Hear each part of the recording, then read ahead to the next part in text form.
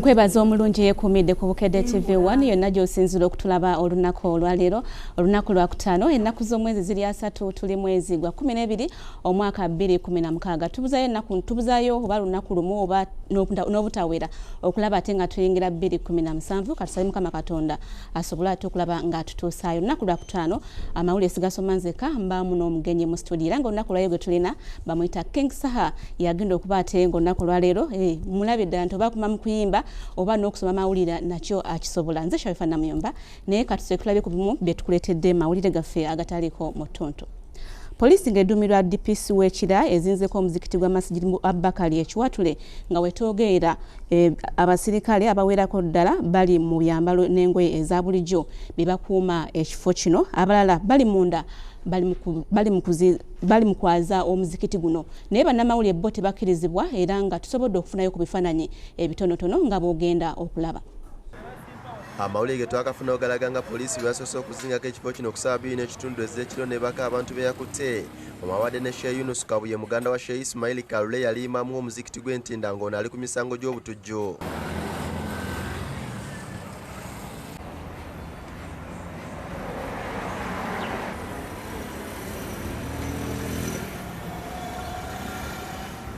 Obunkenge bukyali bw'amaanyi mu kifo kino nga ne bannamawulire tebakkirizibwa kuba ku kifaananyi kyonna kye bafuna okuva mu kifo kino.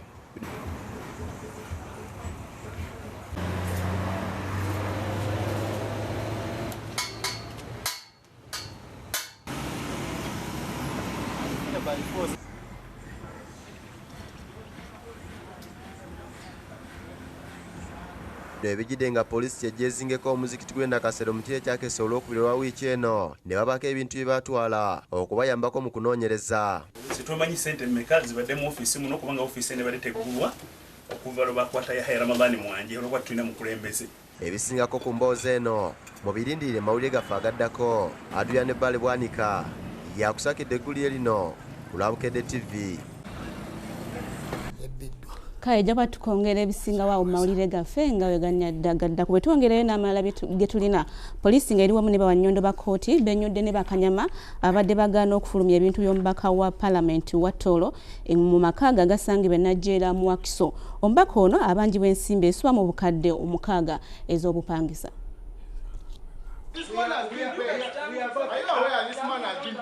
Kumakya leero poliisi okuva ekira division ng'erina bwannyondo ba kkooti bagenze okuwamba ebintu by'omubaka wa paalamenti wa Tooro County North Anet Nyakekyo Energy gy'abeera wabula ng'ono tebamusanze nga basanzeyo bantu babeera nabo. Understands very well the owner of the home is not around. Can't he be patient for the owner to come?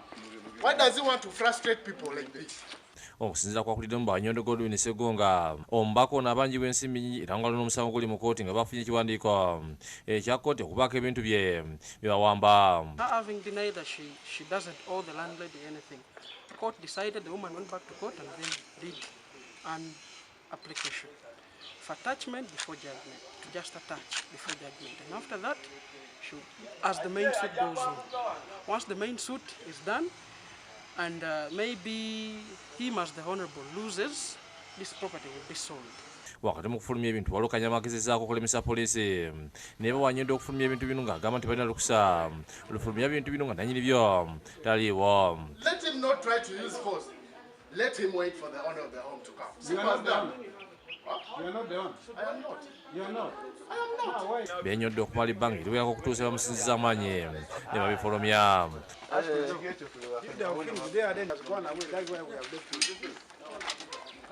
Oluvannyuma emmotoka ereetiddwa ku bitiikiddwa ne bitwalibwa ku poliisi ya Kira division. Kigambibwa nti omubaka ono apangisa enjo akadde kamu emitwalo 7 buli mwezi naye kati abangi b'ensimbi zisiba mu kadde 6 ate enjo mu kugipangisa ebintu ebirimu yabisanga. When she came renting, she got this house well furnished with everything. So they agreed with the landlady that she will be buying the property in the house at about 15 million.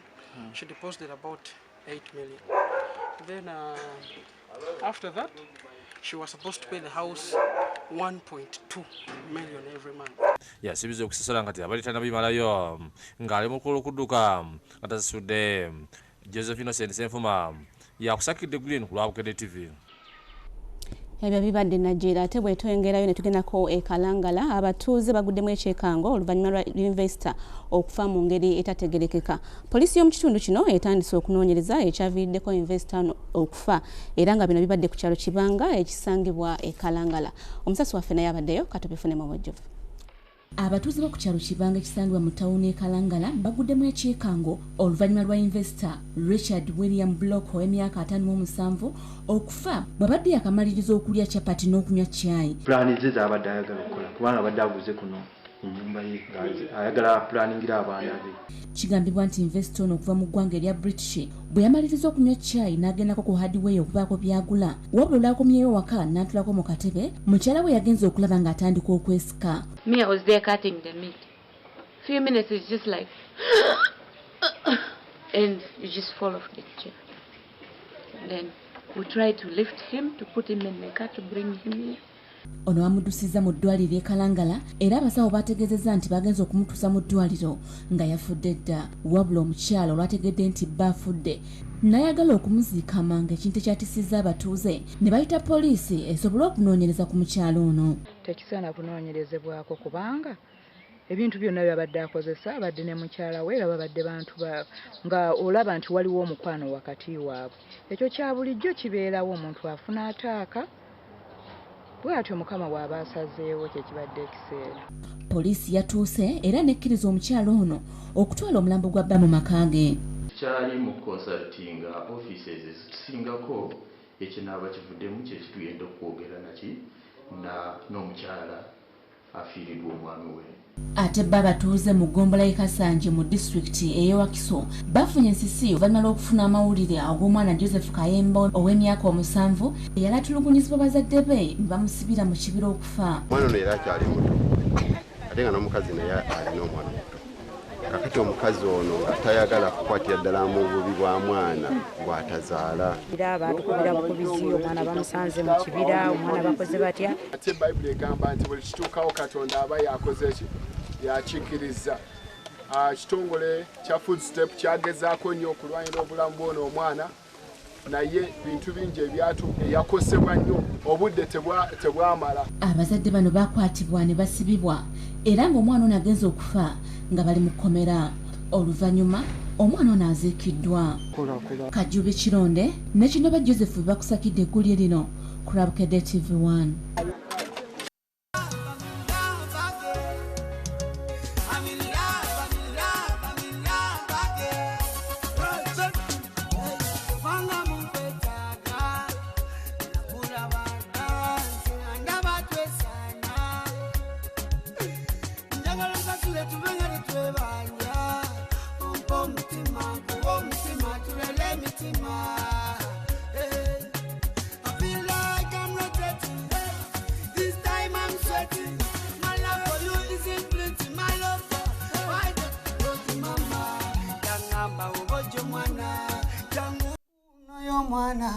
Oyo alizala abaana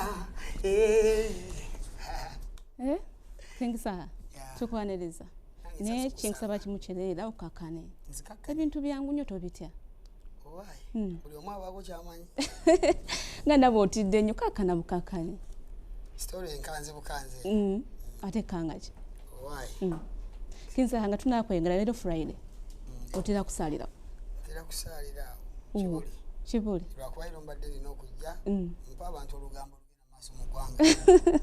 Tukwaniriza mu studio za Bukedde TV1 tugenda kusoma amawulire agataliiko mu Ttuntu katusuubire oli ready. Ndi ready. Okay. King Saha King Saha Semanda Manisoli. Yani musajja neddira nti musajja wa Kabaka ni musajja Muisiraamu. Musajja Muisiraamu. Kati waki weyita King Saha? Bampita King Saha. Bakuyita buyisi si gwali eyita. Lwaki? Kyenkola omulimu gwenkola. Banga ffe King tumanyi omukingi yeka. Ngana banagamba wa mawulire obani. Anti kati bande bakuyita muyimbi. Bakuzaala wa? Banzaala Arakayi. Kirembwe. Nina kulira nnyo entebe ekigungu awo mpala. Bayita babirinze ninyo wa mu ntebe Lugonja awo. Kiwafa wonna. So kati ngwe bampita meya w'entebe tekibala buzibu. Wakulira nane wali ani alabera yegundi entebe. Entebe tuwadde abantu bangi nnyo. Ate asinga badde entebe. Je wakolera. Katoyinga twali naye entebe eyo. Okay. Tuli bantebe. Tebe boys. Music namuyingira ddera nga omanyi. Tuli batetenkanya. Music twamwagalanga naye mpola nga tukyasoma nga mpola ng'olabayo naye nga tukyasoma. Nga osomera wano? Somera wangi. Somera ku Good Daddy Entebbe eyo. Nsomera ku St. Agnes Entebbe eyo. Nsomera twagala awamu, nsomera Enkumba, nsomera Kajjansi, Mutesa wano Buganda Royal. N'okomawo olukusoma? Nimaliza okusoma ate kati nenzijjako mu ndongo. Genda so olusukira otusomere ku story eno ate n'oluvannyuma tweyongereyo nogenda kunamu eyo kamera. Okay. Naye ng'oteredde bulungi nnyo tuva mu kamera. Sooka n'amannya go gonna. Abawuliriza Bukedde okwawukanako nga bulijjo leero omusomi wammwe agenda kubeera King Saha Semana Mansu. Enkyate mu mubanja ajja kuba agenze emirimu gye era lwasazeewo amawulire agali mu ggwanga agenda ogadde gankwatako kyova nga somi. Dereva ne kondakita we bagobeddwa ku stage y'Ejjinja mu paaka eyiganga ku bigambibwa nti babbye enkoko y'omusaabaze. Kanaaluzaala avudde kulemererwa kukkaanya ku ngabana yaayo ekireetedde abakulembeze baabwe okulowooza nti erabika ebbiddwa babadde bakyawoza ne nnyiniyo n'atuuka. Dereva agobeddwa Yetone Magumbo w'emyaka 33 ne kondakita we Yisabirye Daniel nga bano bavunaanibwa okubba enkoko y'omusaabaze waabwe. Ayiyo yabaka n'embeera ye muli kutambulira mu mmotoka ezirayinza kuyiga kwikiriza bikolwa bino. Iwe dereva tomanya enkoko esigere inyuma oyo n'agikugayire okujja okuba musika ezizagigamba kugano. Era bwe muwa emukobye nti baleseemu enkoko eno aye gitewala emukobye. Ate omutwalo gwoba Kanaaluzaala waavudde kwe kulemererwa okukkanya ku ngabana y'enkoko eno era ne basalawo okugiteresa omukuumi wa paaka ssentebe wa paaka Amuza Mutebe ne baddereeva abalala batandise okubateebereza nti bandibanga sibe bannannyiniyo bwe batyo ne babatwala mu ofiisi n'etandika okubasoya kajojijoji w'ebibuuzo bano batandise okwogera ebitakwatagana n'oluvannyuma ne bakkiriza nti kituufu enkoko ebadde ya musaabaze agyerabidde mu takisi Ejjinja. Pegano okudifeninga enkoko eno okuba benza egitwalira mu motoka nga ndikuwira maani abasaabaze bwenduusa yano naga nti enkoko eyo ngiguze mutwalo nga ndikwendeebeewo aye ng'enkoko tigiguze ebe yamusaabaze ng'agyerabbire. Ekitegeezo n'abeera ayendawo ono omutwalo olaaje n'enkoko ng'oledde bamaze okutegeera nti enkoko yaki enkoko ya bwibi bamaze okuginagula ku musaabaze. Babadde bakyali awo ne nannyini nkoko ategerekese nga Joel Kusonga n'akomawo mu paaka ne bagimukwasa ne bamuddiza ne transport gwayonoonye wa nusu 30 era dereva ne kondakita bwe batyo ne bagobwa mu paaka eno. Olukikolwa okuyidinda lwatyamu n'abadereva n'abakondakita n'abeetemaka ba bulooka bakola amateeka gano nti omukozi yenna oba dereva oba mu bulooka oba kondakita anaaganyibwa nga ekintu kyonna ku stage ewakugobebwa butayira. Ne takisi gye babadde bavuga namba UAV 493T abakulembeze bagikutte nga babalinda bannannyiniyo okuginona. Soma Frederick yakusakite kulire lino ku Bukedde TV. Webale nnyo Soma Frederick wakasoma kegulire limu owulira otya kati? Owa ebintu obirabye? Ate mbuuza gwe ate nze nabiraba dda kati nze mbuuza gwe. Si byangu. Si byangu. Bwe tukomya olala osobola okuddamu n'ogasoma. Kasoke mala galeero ndabe. King Saha, totubudde bulungi nnyo music awo omuyingira watandikira kayimba ki ye watandikira wa? Gwe wandaga sigineeyo. Watandikira mu group ki gye watandikira? Nali ku bonfire waddidi. Makindi awo. Twagenda kuba kamera. Ne mani njoyininga luvannyuma nti ogambe gye natandikira. Ya. Natinga ku waddidi ku bonfire. Oluvannyuma nenjoyininga Sam Mukasa ntugenda ku Lion Island. Kamera n'abagoba kituufu. Natugoba ne kati gwenze ngobeka. Musoko nzunulira ogambe ddala no bamugoba. Kale tweyongere n'eggulire ddala. Director w'ekitongole ekibudaabuda abaana abazaalibwa mu makomera oluvannyuma lw'okuzza emisango eminene asabye gavumenti n'abantu abalala okumukwasizaako okusobola okutaasa abaana abangi abali mu makomera ag'enjawulo mu ggwanga. Bino abyogedde ku kijjulo ekyategekeddwa abaana ab'amakomera nga baggalawo omwaka ku kijjulo kwe basaze ne keeki. Robin Abukenya Namono ye director w'ekitongole kya Smile of African Child era nga yali mukozi mu kitongole kivunaanyizibwa ku nsonga ez'omunda mu ggwanga gye yakolera okumala emyaka 11. Engeri gye nali mu poliisi ndabanga bye nalaba abaana ngeri gye beeyisaamu abaana nensaba Mukama mpe obusobozi oba nkozese sobole okubateekako emikono balabirize. Ono agamba nti okufuna ekirowoozo eky'okuyamba abaana bano yagendanga mu makomera n'alaba abakyala abalina abaana kyokka nga basibe ng'alaba nti omwana ne maama we bombi bayita mu kiseera kizibu ddala. Era natandikira Kigo kati nga ntwalayo sanitary engoye ebyokulya naye ensonga eyasinga okunkwatako nnyo abazadde baakaaba amaziga ne bagamba abaana baabwe babatwalako naye tebamanyi abaana we babatwala.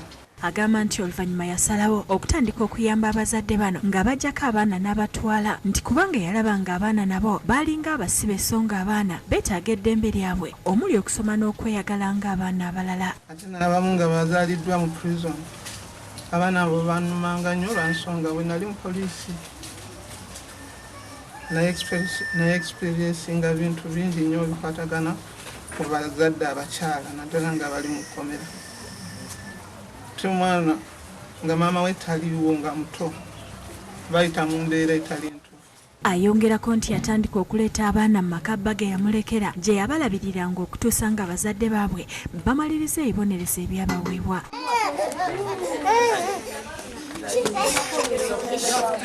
Agamba nti obuvunaanyizibwa bwa gavumenti okuyamba abaana baayo era n'agisaba emukwasizeeko kubanga alina ekirooto ekisinga ku ekyo kyaliko kati. Bo abazirakisa okuva mu kkanisa ya Christ Heart e Mukono babaleetedde ebintu ebikozesebwa omuli ebitabo, ekkalaamu, emmere, sukaali n'ebirala bingi oluvannyuma ne babagabula ekijjulo n'okusala keeki. Abaana bano manyi buno n'abaana balabirira basinga bano obungi wali abalala bali mu bifo by'enjawulo naye leero twagambye katusooke n'enju n'omuddu omulala tujja gendako mu nju endala tusanyuke n'abaana abaana tubalage ku kwagala kwa Katonda kubanga. Procopius Lumu yakusakidde eggulire lino ku Bukedde TV.